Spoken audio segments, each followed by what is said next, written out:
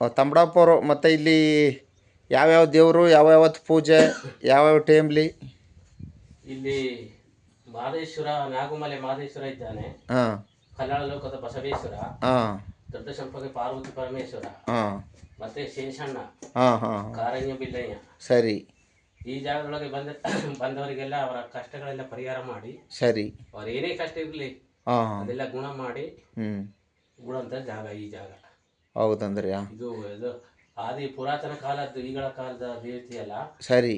ಇದು ಆದಿಪುರದ ಶಿವನು ಸೃಷ್ಟಿ ಮಾಡಿದ ಭೂಮಿ ಹುಟ್ಟಿದಂಥ ದೇವತೆಗಳು ಈ ಜಾಗ.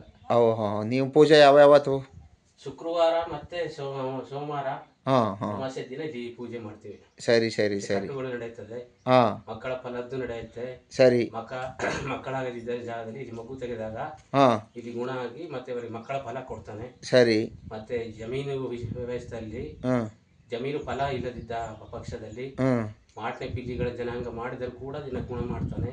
ಸರಿ. ಮತ್ತೆ ಇಲ್ಲಿ ಕಟ್ಟುಗಳೆಲ್ಲ ಬಂದಂಥ ಭಕ್ತಾದಿಗಳಿಗೆ ಕಟ್ಟೆಲ್ಲ ಹೊಡೆದು ಸರಿ ಅವರ ಕಷ್ಟ ಸುಖಗಳಿಗೆಲ್ಲ ಪರಿಹಾರ ಮಾಡೋಂಥ ಸ್ಥಳ ಆಯಿತು. ಸರಿ ಸರಿ. ತಮ್ಮ ಹೆಸರು? ನನ್ನ ಹೆಸರು ವೆಮ್ರಂಗೇಗೌಡ ಅಂತ. ಹಾಂ ಹಾಂ. ತಮ್ಮ ಫೋನ್ ನಂಬರು? 97 31 0 278 94. ಹಾಂ ಹಾಂ ಹಾಂ. ಈ ನಂಬರಿಗೆ ಮಾಡಿದ್ರೆ ಹಾಂ. ನಾವು ಮಧ್ಯದಲ್ಲಿ ಏನಾರ ಕಷ್ಟ ಅಂತ ಬಂದ್ರೆ ಬಂದು ಪೂಜೆ ಮಾಡಿಕೊಡ್ರಿ. ಪೂಜೆ ಮಾಡಿಕೊಡ್ತೀವಿ. ಮತ್ತೆ ಇನ್ನೂ ಏನೇ ಶಾಸ್ತ್ರ ನೋಡಬೇಕಾದರೆ ಸರಿ ಶಾಸ್ತ್ರದ್ದು ಕೂಡ ಅದನ್ನು ಪರಿಹಾರ ಮಾಡ್ತೀವಿ. ಸರಿ ಸರಿ ಸರಿ. ಈಗಲ್ಲಿ ಅಂದರೆ ದೇವತೆಗಳಿಗೆ ಗುಂಜಿ ಶಾಸ್ತ್ರ ಎನ್ನುವುದು ಹ್ಞೂ ಒಂದಿದೆ.